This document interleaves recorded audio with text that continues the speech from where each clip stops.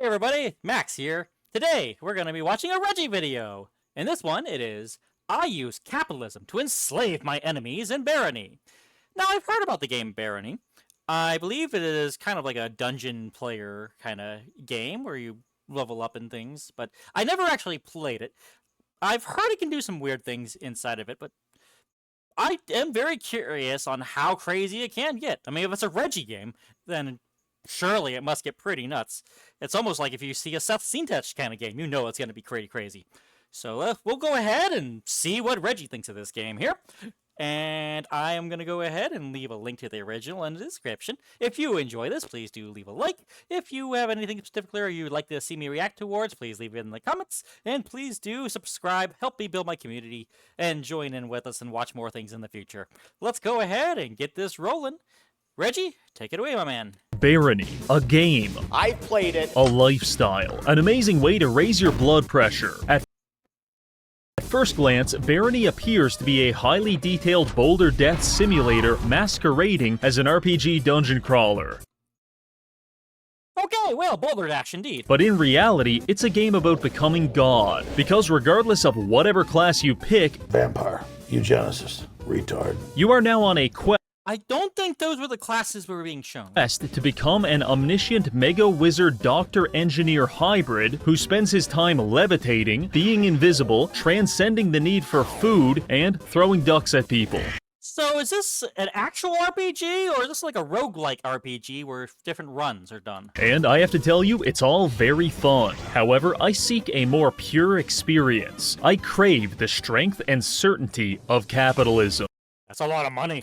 Because today, we'll be playing the game as the world's strongest merchant, Shmuley Goldstein. And by exercising extreme Of course it'd be Goldstein. fiscal responsibility and indentured servitude, we will attempt to survive 35 floors of monsters to defeat the final boss and win the game. But first, hypothetical situation. It's 9 p.m. and you're competitively shitposting on Twitter. After a long night of calling people subhuman trash, you head to bed for some much-needed rest. I could live without seeing that image. However, you wake up in the middle of the night to find a mostly naked Romanian man standing at the foot of your bed. Dear God, it's Furry Master 914. He Oh dear God, he's gonna rip me! must have tracked your IP address and found your house. You're petrified with fear as he approaches you, puts a gun in your mouth, and apathetically asks, "Are you ready to see God?" Why? Does he look anything like you? No. Wild guess, but I don't think he's going to take no for an answer. This is bad, but it all could have been prevented with the sponsor of today's video, ExpressVPN. I think I need a VPN. This is, without question, one of the best virtual private network services on the market. But don't take it from me, take it from all of these people that you don't know. ExpressVPN will ensure I'll totally trust people I don't know.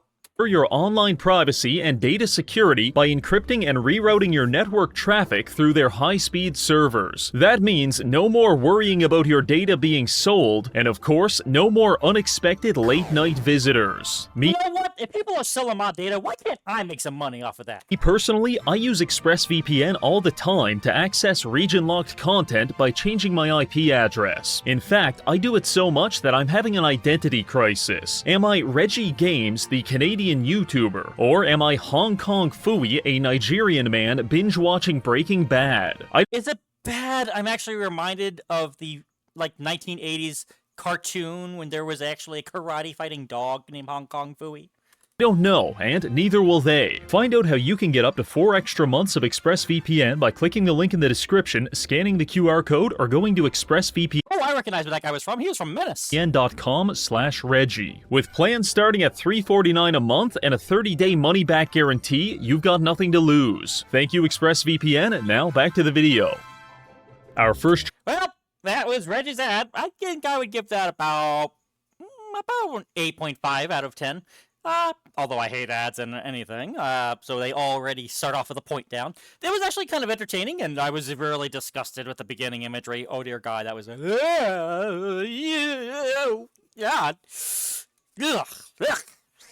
I just know that's gonna wind up being one of the auto-generated things in the content thumbnail things. choice to make is our race and class. We've got plenty of options ranging from a homeless mushroom man all the way to demonic BDSM enjoyer. However, we're going to play as the most insidious of them all, the gnome. Gnomes are renowned for being short and killing me on level 3, you piece of shit. But they do have some upsides. For instance, the more wealth they hoard, the higher their mana regeneration goes. Oh, I gotcha. I see where this is going. Which makes them an excellent fit for the merchant, a class that focuses on trading and becoming rich. So with that figured out, it's time for Shmuley Goldstein to make his debut. It all starts here in the mines on level 1. We've got a hatchet, In the mines! a pickaxe, and several pieces of cheese. This might sound pretty good to you, but that's because you don't realize level 1 is the hardest level in the entire game. Really? Why's that? Traditional game design would dictate that difficulty should ramp up This video will never get old. slowly as you progress, but the Barony developers believe that the weak should fear the strong, and they make that clear I mean, I kind of agree a little bit with that. very quickly. Try fighting more than one rat at a time, you're dead. Equip a funny necklace, you're dead. Try brewing some health potions, not a chance. Finally, try standing perfectly still, and you're still dead. Given that, we proceed through floor 1 very carefully. So what I'm learning is this game hates you. Utilizing stealth attacks as much as possible while doing our best to loot everything we can get our hands on. Rather insultingly, one of the first items the game offers us is an oversized jester's hat. Fitting. And the second one is a hand mirror. So not only will the entire world know we're a clown, but now we'll know it too. However, Shmuley J. Goldstein will not be made a fool. By the end of this I mean, you technically have been. video, he will become a god. And he will also keep this hat because it gives +1 charisma. Nice. Proceeding through the floor, we fight our way past several rodents, reanimated skeletons, and anyone stupid enough to trust us. You see, in order to increase our character level, we To be fair, how many people would really trust Reggie with anything these days? have to increase our individual skills. And unfortunately for everyone else, most of them involve killing people. So there are no friends, there are no neutral parties, just ambulatory experience points waiting to be harvested. This is the I'm about to level up, and you look just like enough experience. necessary mindset of the XP Maximizer. By the time we finished looting floor 1, we made it to level 5 and picked up a few useful spell books. For example, this one summons a floating pickaxe to lobotomize your enemies with. Very nice. Soon, the people will have to take us seriously. Proceeding through the hatch to floor 2, we are immediately greeted with the Barony equivalent of being told to go fuck ourselves. This flashing symbol indicates that in about 2 minutes, a 40-foot tall minotaur will spawn onto the map and pulverize us. Oh, lovely! There's a danger mechanic to get you out of the level as quick as you possibly can. Joy! Clearly, the difficulty curve is working as intended. So, wasting no time, we begin darting around the map in a desperate attempt to grab some loot and locate the exit before it's too late. Eventually, we come across this locked stone tower, which is exactly what we want. This is the Oh, guess you can't go that way. entrance to a secret level, and by pulling these 2 levers, we open up the gate and make our escape just before the Minotaur has a chance to perform a hate crime on us. We have now entered the most infamous level in the entire game, the Gnomish Mines. This is a massive labyrinthian map populated by treasure, highly dangerous trolls, and dozens of gnomes. As the name would imply. This might sound like a safe place for us since we are also gnomes, but let me tell you something. Gnomes are greedy little bastards that are probably going to try and kill you too. In this world, there is nothing gnomes hate more than other gnomes. So we begin exploring the mines very carefully, making sure to use hit-and-run tactics to slowly whittle down our enemies. Technically, we could leave at any time. The exit is right there, but we've got 3 things we need to do before that. First objective, kill some locals and use their pickaxes to mine as many resources as possible. This place is absolutely stuffed with gold, and I'll be damned if we leave behind even a single nugget. I know what you're thinking, Reggie, that's going to take forever, but don't worry, we've got a secret weapon, this almost useless piece of fabric. When a normal person equips a blindfold, they will have a hard time playing the game. But when we, a filthy gnome, equip the blindfold, we enter a state of sensory deprivation, which heightens our natural affinity for precious metals and Ooh! That is a very interesting interaction. allows us to literally smell every piece of gold in a 2-mile radius. Using this technique, we were able to track down every gold deposit in this godforsaken mine. That is actually kind of clever. Now that we've got some cash, we make our way to the top right corner of the map, where we find a fellow enjoyer of the free market. This is a shopkeeper, and he is our only friend in this cold, dark dungeon. Now here's the strategy. We buy everything he's got. Doesn't matter if it's trash. The simple act of purchasing it levels up our trading skill, which levels us up as a character. Then we sell all that stuff back to him and buy more stuff. Technically, we are losing money on these transactions. But you're gaining experience, which I'll bet also makes your ability to trade money profitability slightly better. Until you got no more money, and then eventually you'll have enough stuff that you can be able to make money later on. But think of it like an investment, because if we can max out our trading skill, we will earn the ability to sell anything to shopkeepers, even valuable gems. And that is where the real money is. By the time we were done executing this technique, we managed to grind out 4 levels and get our trading skill up to 75. Damn. Additionally, the shopkeeper sold us a new shield and 2 pairs of steel anti-gravity boots. I'm so much of a hoarder, I could not be able to do this strategy. Normal steel boots weigh around 40 kilograms, but these ones weigh 80 kilograms less, making them atmospherically buoyant. This is important because our weight affects our speed. Curious, what happens if you are at a total of negative weight on your character, I wonder? And in Barony, there is no easier target than a morbidly obese man who has immobilized himself under the weight of his own gluttony. Hi, Boogie. Now let's move on to our last objective. In the bottom right corner of the map is a legendary spellcasting helmet guarded by a series of highly dangerous booby traps. Oh, dear. Wow, guys, very impressive trap room you've got here. Be a real shame if I had 7 pickaxes in my inventory. With the traps So much for the traps! disarmed, we are now free to grab the Sphinx's cask. Sporting plus When they say picking a trap, that's not what they mean. +8 intellect and +3 armor, this helmet is basically our best in slot for the rest of the game. Now all that's left for us to do is finish exploring the map and get out of here. This took about an hour, so I'll give you the highlights. Mimics are always the most dangerous thing in most games. 20 minutes running around electrocuting gnomes, 20 minutes finding more treasure, and 20 minutes creating a minimum wage labor force. That last one is very important, so listen closely. As a gnome, no one wants to be our friend. This isn't a political take, it's an observation. Because every time I talk with an NPC, they try to stab me. So our only option is to deceive them into compliance by manipulating the currency. What we do is run around until we find these piece of shit rocks worth $1. Then we cast a magic spell on it, and suddenly it's valuable because we said so. Then we take those artificially monetized items and beam them off people's head to convince them to work for us. Congratulations, we have now established our own fiat money system, but way Interesting. worse, because this ain't even fractional banking. In fact, it's not banking at all. You're gonna work for Shmuley Goldstein until you die. You're a lightning staff gnome that fights enemies from afar? Very cool. But the second that staff runs out of charges, I will be sending you to the front lines to fistfight a troll. And when you inevitably perish, I will be selling all of your personal belongings to the nearest pawn shop. Point Okay?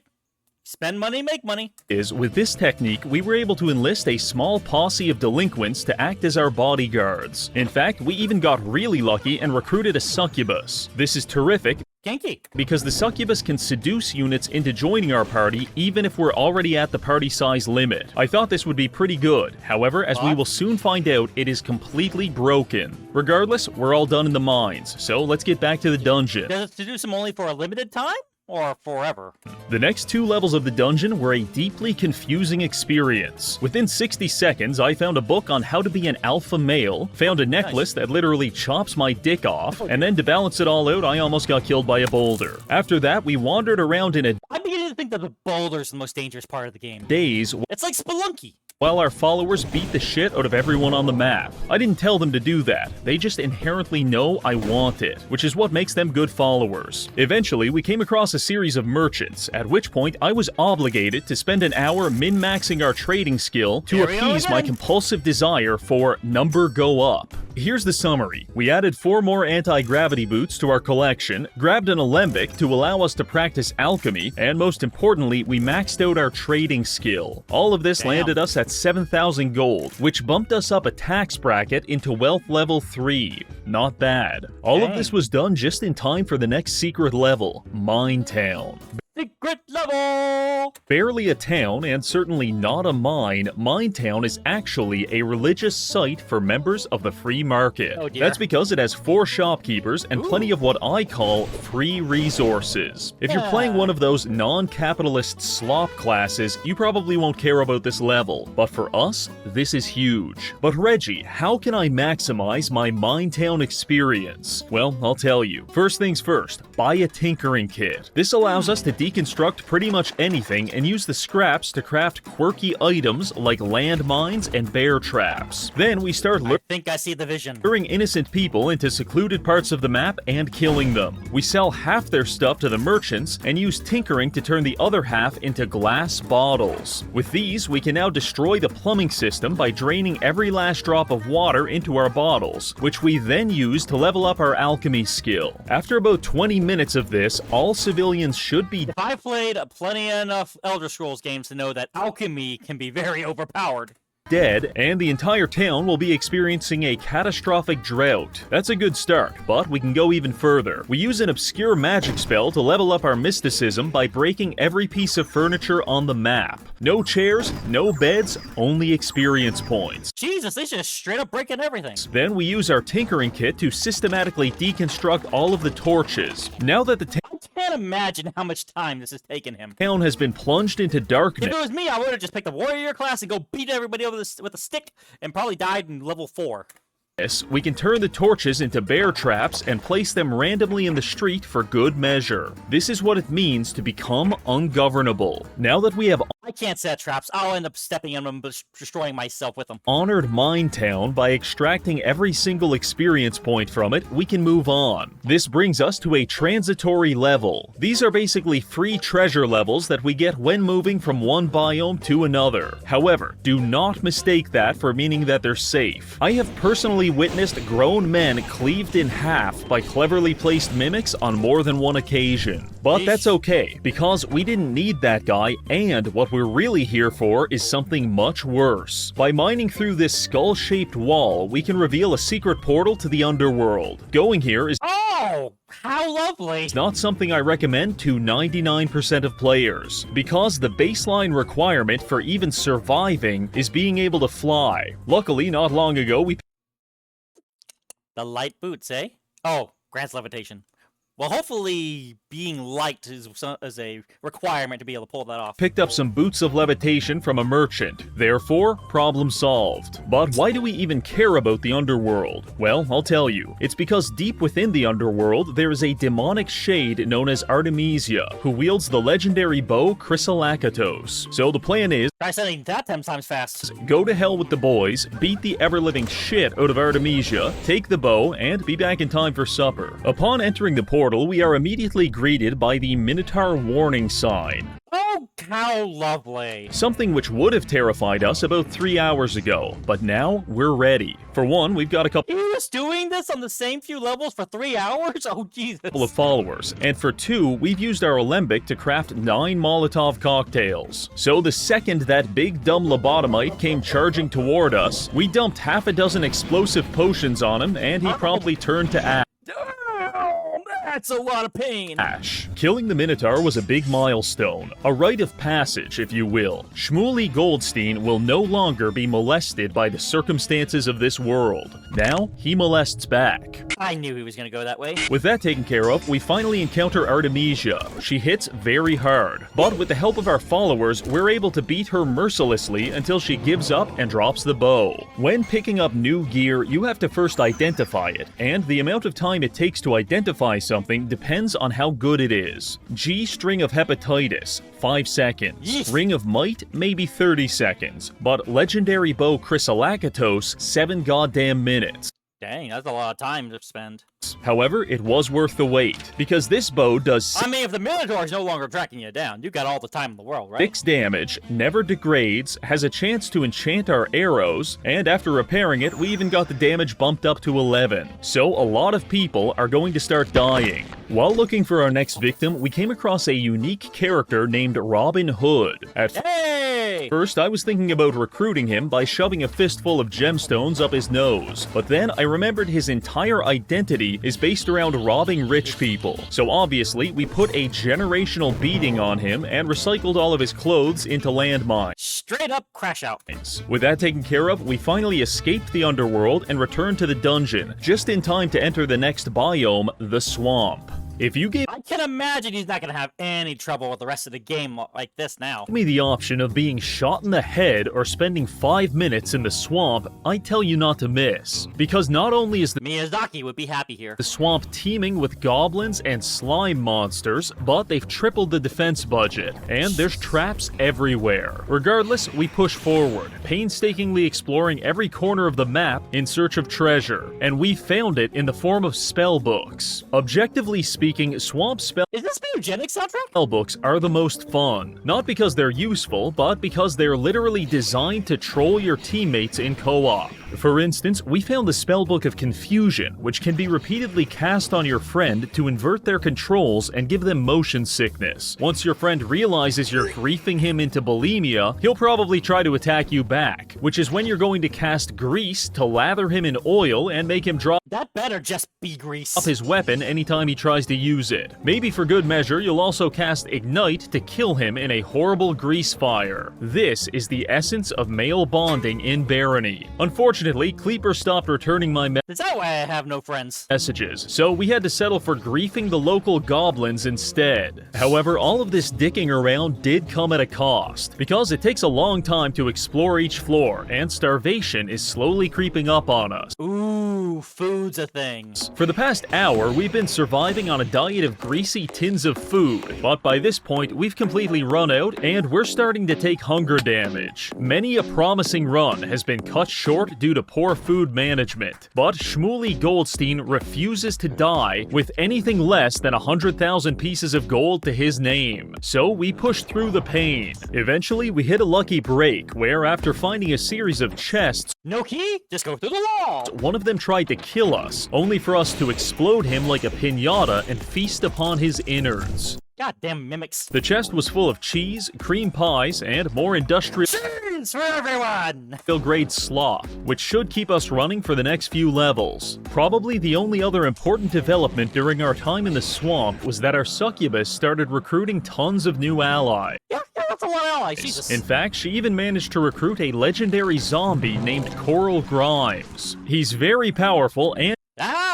That's totally not a reference to something, is it? he also has 3 of his own followers, so our party is now 7 or 8 people despite having a follower cap of 4. Our time in the swamp came to an end when we stumbled upon a portal to the haunted castle. As with here any we go. secret level, this is an exceptionally dangerous place with exceptionally valuable loot. Our first order of business was to make our way inside the castle. It is here where we will find tons of gold and some legendary boots. But the second we touch anything, 25 zombies are going to rise from the dead and try to kill us. That doesn't sound very good. So, some preparations are necessary. We start by covering the castle entrance with bear traps and a thick layer of grease. After that, we brew a few Molotov cocktails, get everyone in position. You know, I just thought of how nasty greased up bear traps could actually be, and that's kind of scary. And grab the legendary boots in order to start the show. Almost immediately, the first wave of zombies was upon us, rushing down the entrance, only to find themselves thoroughly lubed up and dicked down. Oof. After healing up the troops, we pushed out of the keep to start the zombie extermination process. I was expecting this to be the hardest part, but to my surprise, our succubus just charmed every zombie we came across, and within 30 Well, that definitely makes things a lot easier. seconds, our party had doubled in size. this. We are now commanding a small-scale undead army, which we were able to use to slowly clear out the rest of the map and grab And do they actually follow between floors? That's nasty if that's so. all of the loot. Notable He's literally been at this for 4 hours. There's a timer on the right. finds include a shitload of gold and a spellbook of Remove Curse. Being able to remove curses is high-level utility magic, because at least half of the spellbooks in this game are cursed, and if you try to read from a cursed spellbook, it literally lobotomizes you. Ugh. Thankfully, we won't have to worry about that any longer.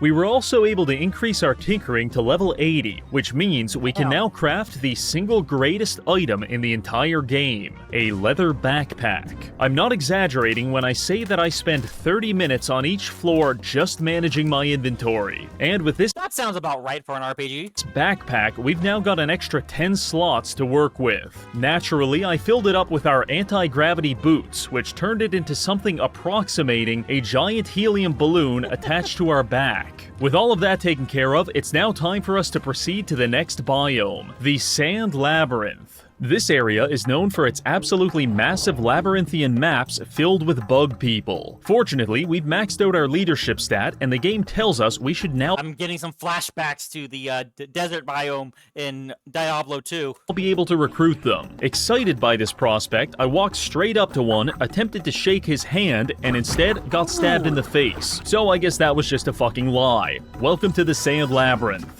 The majority of our time here was spent doing Look at the size of his party ever growing, Jesus. this. The only reason we didn't starve to death was because we found a ring of slow digestion and a sweetgrass sprig. Well, that definitely seems like it helps. Both of these items together form a very powerful anti-starvation build, which reduces our hunger rate to somewhere around 30%. This gave us plenty of time to dick around and also encounter one of my favorite NPCs in the entire game, the Potato King. He's a goblin with The Potato King? That's a... Alright, I'll bite. What's the Potato King, Reggie?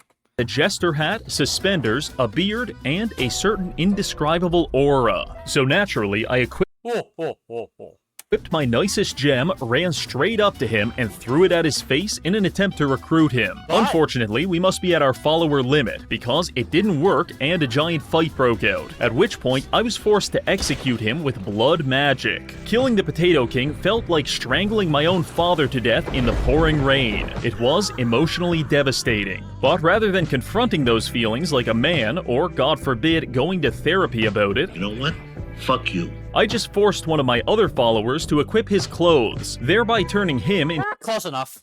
a replacement Potato King. And just like that, it's almost as if it never happened. However, we decided to keep one thing for ourselves, the Potato King's legendary mace, Sharur. If all of the legendary weapons in Barony were internet users, Sharur would be the Redditor, because it is great. obnoxiously quirky and refuses to shut up. So much like a Redditor, we ignore it. The only reason we put up with this in the It talks to you? Oh, that's not good. first place is for the special ability. While we have this mace equipped, it increases our mana regeneration, and that effect scales dramatically as our mace skill goes up. So over time, we can double or even triple our mana regen. For a piece of shit spellcaster like us, that is incredibly valuable. At this point, I feel our D&D style party has finally come into view. We've got Shmooly Goldstein, the financial wizard, Succubus, the goon farmer, Coral Grimes, the Death Knight, and Potato King II. Between the four of us, I like our odds, so our party pushed through the Sand Labyrinth and even completed 2 secret levels in the process. Long story level. short, we made a shitload of money and killed a Minotaur in order to take his legendary spear. With the Sand Labyrinth Of course there's a spear named Gungnir. complete, we can now proceed to the ruins. If we can make it through this biome, we'll finally reach the first boss, Baron Herx. Now in terms of Wait, this is technically the first boss? Jesus. trap density, the ruins is on par with central Poland,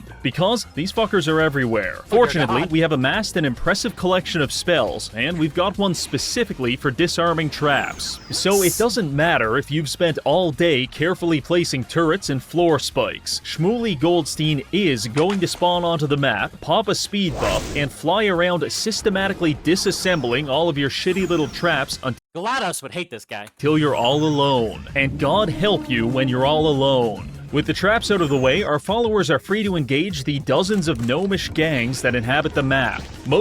This list just keeps growing bigger and bigger on the side. Jesus. Barony fights occur on the scale of 1v1 or maybe 2v2 combat, but these brawls were easily 30-person bloodbaths. Most of the locals did not survive, but some were smart enough to bend the knee and join our party. Thanks to this, our party size easily increased to around 25 people. We were recruiting everyone. Yes, that answers my question, if they will actually die or not, because he's still got Coral Grimes on his side.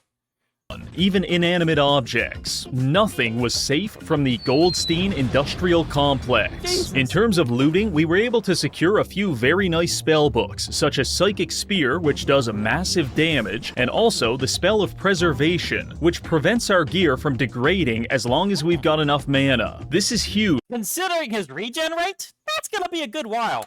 Because some incredibly powerful items, such as Amulets of Magic Reflection, are balanced only by the fact that they can degrade. But now, we can just ignore that and become immune to all magic indefinitely. Wow. I'm not going to lie, this build is getting absolutely filthy. Building off of that, we were able to find a I'm getting very curious about trying this game out. merchant and push our gold reserves past 20k, which puts us at level 4 wealth with a massive 40% buff to mana regen. In terms of spellcasting, we are rapidly approaching a god-level sorcerer. There's just one more place we need to visit to solidify our status. Another secret level? The Mystic Library. Oh, that's definitely gonna be magic in here. Proceeding through a secret portal, we arrive there. The magical archive containing some of the strongest spells in the game, and also several people we can murder for the crime of existing. A wise man once said, you should have a plan to kill everyone you meet. And that's fair, but personally, I prefer an improvisational jazz mindset when it comes to these things. A little gang beating here, a couple of fireballs there, and maybe a few dozen acid potions for good measure. There's really no wrong answers. After we finished converting the local populace into funny numbers on our XP bar, we took our time pilfering the archives. Notable finds include a spell of vampiric aura,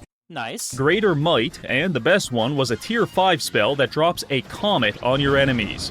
Always gotta have a meteor spell, don't ya? Very tasteful. With all of that taken care of, we're now ready to proceed to the first boss of the game, Baron Herx. His Wikipedia page describes him as an evil tyrant of low moral standing. But personally, the more I read, the more I like this guy. I knew it. I knew it. So we'll put him down nice and easy. Arriving on floor 25, Herx's arena comes into view. Just I'm gonna guess, considering everything else he's faced so far, this guy's gonna be a breeze. beyond this point lies Shmuley's greatest challenge yet, which is why we're going to utilize our ultimate technique, casting spin on him like Run away! No, wait, that's JoJo. 500 times to centrifuge his brain into a slurry of gray matter, at which point he will die. So we enter the arena, spawn Baron Herx, and blast him with a spin spell, only for absolutely nothing to happen. It's almost like bosses have immunity to things. Dear God, he's immune to being spun. At this point, we've got no other option. If we can't turn your brain to mush with shitty magic spells, we're going to have to do it the old-fashioned way. So I called in our 25 followers and had them curb stomp his skull relentlessly. Truly, Plan A didn't work. Dang it. Well, here's plan B through Z all at once. the most dignified death we could offer to a fellow capitalist. With that taken care of, we open an escape portal and head to the nearby hamlet,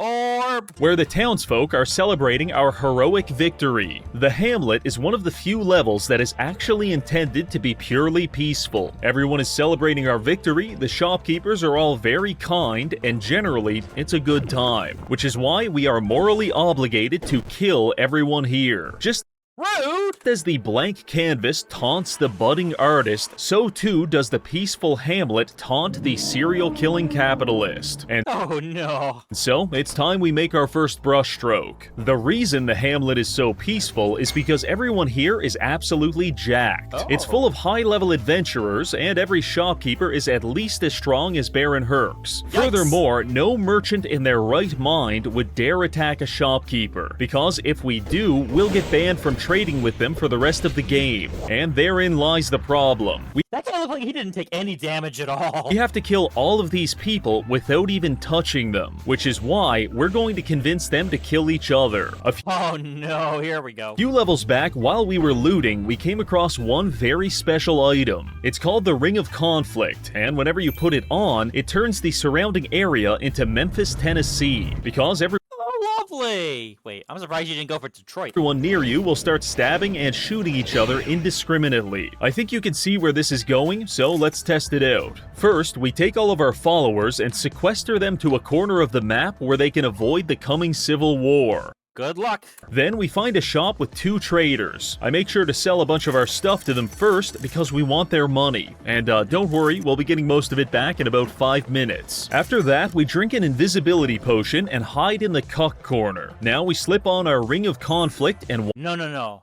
Continue. I'm just gonna watch. watch the show. This process takes a very long time, but eventually one of the shopkeepers will explode into a million pieces and drop their inventory. Once that happens, we take off the ring, grab all of the loot, sell it to the other shopkeeper, and move on to our next target. The hard part about this method is that much like You're basically just turning this entire place into a tournament of champions for you to watch. political streamers, the shopkeepers have to make eye contact to know that they want to kill each other. So sometimes you have to play a bit of matchmaker, but generally it works quite well. Using this, we were able to turn the hamlet into an active war zone. I'm talking gangland killings in the street, dozens of armed robberies, and shopkeeper on shopkeeper violence. Since we were invisible for most of this, no one ever caught us, except for one man, the invincible cleric. Now, the moniker Invincible can go one of 2 ways. Either this guy is being ironic and he actually sucks, or he's about to anally devastate us in the middle I'm seeing a lot of zeros when he hits the man. of the street. Unfortunately for our colon, this case was the latter. Oh, dear. Despite being incredibly powerful in our own right, our attacks don't even affect him. In fact, at one point, we were getting stomped so badly that one of our followers jumped in to help,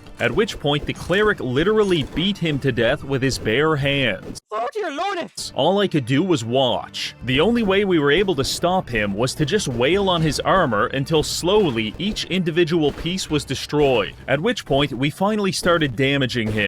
Well, it looks like it's your armor that was you might have been an indestructible. Too bad your armor wasn't.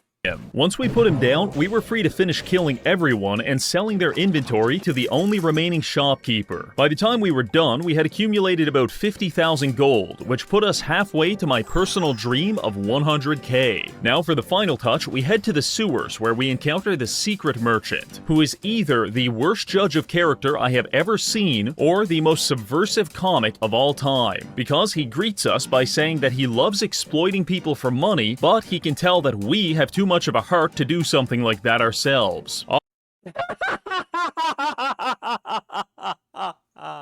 Clearly, someone's never watched a Reggie video. Yes, I couldn't agree more. Anyway, we trade a few items to him, exit the hamlet, and head into the crystal mines. This biome Why do I think he was about to call it the crystal meth? is where shit gets real. No more estrogen-maxing goblin femboys. It's all pain and suffering from here on out. But that's okay, because as the saying goes, hard times make strong men make good times make weak men, and weak men make me hard. So let's get Dear God damn it. a move on. Proceeding through the caves, there are exactly 2 things we have to watch out for: crystal golems and the cockatrice. Either of these monsters could easily Oh, I don't like cockatrice.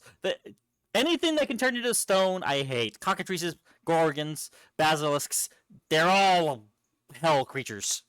kill us given the chance, and after being here for only 10 minutes, we're already down 7 party members. Furthermore, we're experiencing a minor crisis. Barony is one of those really quirky games that decided it would be fun if money weighed you down, and Oh, that's not good. now the cumulative weight of our 50,000 gold coins has rendered us almost completely immobile. The logical solution That is definitely a problem. would be to just drop the gold, but much like a monkey trapped in the jar, I would sooner die than release even a single ounce of this hard-earned wealth. So I mean, it makes up your magic regeneration. Why would you? I resign myself to dragging my body across the floor like some kind of human slug. I did this for all of of 2 minutes before realizing that at this rate, we will certainly starve to death, which is why we're now resorting to Go-Go Gadget Magic Mobility Scooter, also known as the Speed Buff. We picked up this spell a few hours ago, and now it's the only thing keeping us from fusing into the floor. With our mobility issues temporarily fixed, we push deeper into the mines, at which point the fighting intensifies. Despite our new spells, we just can't kill these freaks fast enough, and our followers are paying the price. Oh my goodness. Coral Grimes beat to death by a golem, and Goodbye, Grimes. worse yet, our succubus ripped apart by a cockatrice. Truly a dark day for capitalists everywhere. Well, that means no more hired goons. They're leaving us one by one, abandoning Shmooly in his hour of need. But you Yeah, abandoning you. That's surely what that means. know what never left us? The gold. The gold doesn't betray us by getting torn to pieces in a dimly lit mine shaft. The gold loves us, and we love the gold. I worship the gold. I talk to the gold. And of course, I make love to the gold. In exchange, we are rewarded, because as we fumble our way through the dungeon, we come across the single greatest item for our class, the Golden Mask. Oh, he gonna love that. I don't Oh! Gold weight reduction? Well, howdy! on it and immediately feel a jolt of electricity course through my body, from the top of my head to the tip of my you-know-what. We have reached our final form. As you listen to my erotic Scrooge McDuck-style fanfiction, you're probably wondering what's so good about this mask. Well, I'll tell you. It gives us a 50% weight reduction to all gold in our inventory. That means no more mobility scooter. We can finally walk like a normal human being. But I mean, normal is still stretching things, I we think. can go even further. By combining our blank scrolls with this enchanted feather, we are able to bless the mask. After doing this twice, the mask now reduces our gold weight by 150%. Oh! So not only is our enormous sack of gold not weighing us down, but in fact, it's actually lifting us up and offsetting the weight of everything else in our inventory. So the This game is nuts! more gold we hoard, the That was a lucky-ass find, man. less we weigh and the faster we become. This is Merchant Apotheosis. Perhaps sensing that we were getting a little too cocky, the game decided to humble us by having me fight an incubus. We almost died here because these little bastards use confusion spells that invert all of your controls. Oh, you don't like it when that's done to you, now do you? Left becomes right, up is down, and basically go fuck yourself. It's quite disorienting, but after surviving that, we picked up the pace, speedrunning the next few floors and acquiring a couple more spells such as Portal of Teleportation and Void Chest. Teleportation is self-explanatory. You've got an intricately Is the void chest just literally a pocket dimension storage unit? booby-trapped treasure room protected by several locked doors? I think I'll just phase through the wall, grab all the stuff, take a shit in the middle of the room, and leave. As fun as that is, Void Chest is even better, because it allows us to convert any treasure chest into cloud storage, which we can use to hold our most valuable items until we need to sell them. You are now living in a world where the global currency is produced, issued, and stored by a single magical gnome who is openly a violent and sadistic serial killer with near godlike superpowers. I gotta give this game a try. I know I'm probably not gonna play with magic that much, but still, this is gonna be a fun game to play. Every member of the World Economic Forum is currently having a painful erection at the very thought of this new world order. The only thing left for us to do here is to visit the cockatrice's lair. Not because I want to go there. In fact, it's absolutely fucking dreadful. But it has a lot of money, so skipping it was never an option. The tricky thing about this level is that it has a high density of enemies. This is easily solved by equipping our Ring of Domestic Abuse and then listening through the walls as our enemies beat each other to death. After Getting your enemies to kill themselves, always the funnest way, right? that, I toss on a speed buff, rush into the room, and use a paralysis spell to incapacitate the survivors while we beat them to death with a mallet. Using You really are so sadistic killer, man. this high-level problem-solving technique, we were able to clear You know that only freezes them, but they can still feel all the pain. Clear out the entire dungeon and secure some highly valuable loot, namely this legendary chest piece and a tier 5 magic spell known as Waves of Blood. This is by far the strongest offensive spell we have access to, and while it does cost us 20% of our health, it costs our enemies 100% of theirs, so I approve. Moving into the final room, we just have to survive a solo battle against the cockatrice himself. We entered the room with an invisibility ring on, so the cockatrice can't see us. However, it can definitely see the guy right next to us. I'm not going to lie, this battle was not the stuff of legends. In fact, it was actually kind of embarrassing. But eventually, we found success running around like a dickhead and spamming Psychic Spear until we won. With that finished, we can finally head to the last biome of the game, the Citadel. In terms of level design, the Citadel is a sprawling monument to the very concept of an identity crisis. I thought you said there was like 30 levels. There are hidden rooms with nothing in them, sometimes there's no floor, sometimes there's goats, oh look, we're doing steampunk now, and finally we have vampires. It's Always ends in steampunk, don't it? all a bit overwhelming, but all things considered, we're coping with it pretty well. During our time in the Citadel, the trend of watching all of our friends die continued relentlessly. At this point, all we've got left is this blue Power Ranger and a couple of gay guys. While I Oh my. do miss the succubus, I cannot deny that this is objectively a better fit for the channel. Also, it's probably Is it worth mentioning that the original Blue Power Ranger was gay? So you technically have 3 gay guys on your team. Congratulations, Reggie. You got the trifecta. worth pointing out, but by this point, Shmuley Goldstein has become an absolute cannonball of a man. And he has an open item slot still. This is as thick and juicy as you can get before getting sued by Games Workshop, and I love it. Proceeding floor That's saying something. by floor, we acquired a few solid pieces of loot while also realizing the full power of Waves of Blood. At first, I was skeptical about this spell These cockatrices are starting to look a lot like Ridley from Metroid. because it costs a ton of health to cast. But when you wipe out an entire hallway full of people with it, you can no longer deny that this is the universal answer to all of your problems. That's a lot of damage. Because it will either kill the problems, or it'll kill you. Speaking of which, we also developed a pretty bad habit Okay, so it's not a if you die, the run is over kind of game. You can save and things. Good to know. of leveling up our alchemy by drinking unidentified potions. This resulted in several instances of us being drunk, being blind, horribly confused, and dissolving our intestines with acid. Yeah, drinking unknown potions. I hate unknown items in roguelikes. But that's okay. At its heart, alchemy always has been an exploration of the unknown. So you could just sit there identifying these potions with your scientific tools like Or just drink it and see what it does. Go, go, go, go, go. Oh, I'm gay now. some kind of pervert, or you could be a real man by chugging this unidentified sludge which will cause you to go deaf. The choice is yours. Other than that, we killed a few minotaurs, stepped on a series I mean, who really needs their ears, really? of clearly visible bear traps, fought a shadow version of ourselves and won, and then liquidated the contents of our safety deposit box to expand our wealth into the 6-figure territory. Truly, there is nothing left for us but to defeat the final boss. And so we proceed to the final level. Here is where we will find the deplorable sorcerers Orpheus and Eurydice. They're not deplorable because they're evil, they're deplorable because they're Very creative names. not evil enough. So obviously we have to kill them. But first, we need to establish the stack. Ah, so this is floor 35.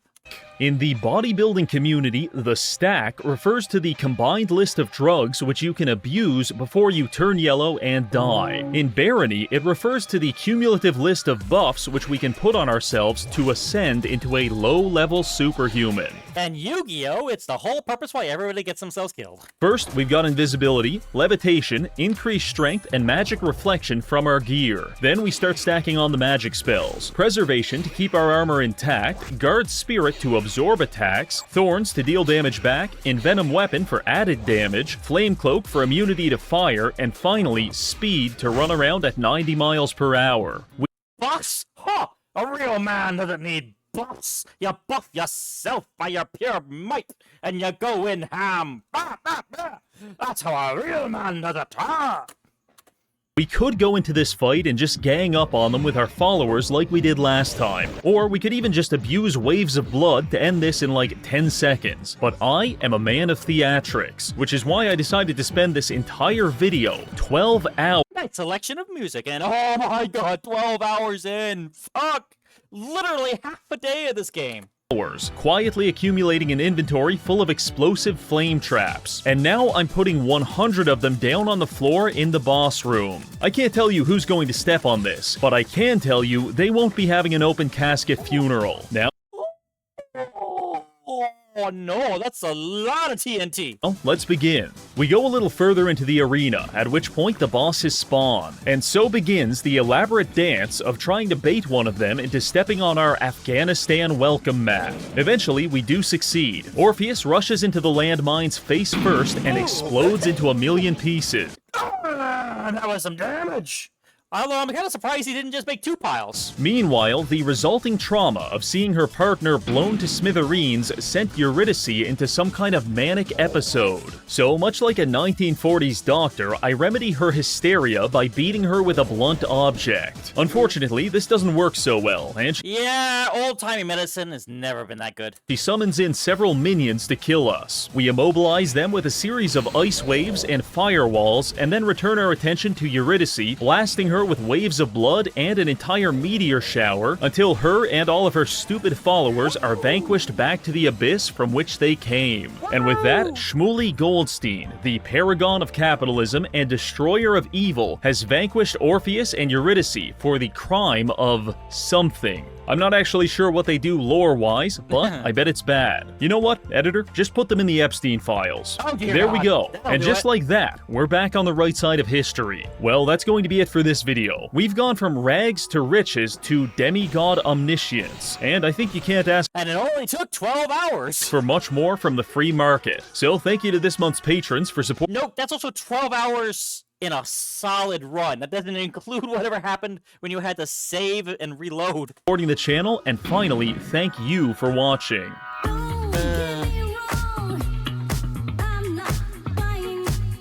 Oh dear God, this is a oh my goodness gracious, great balls of fire.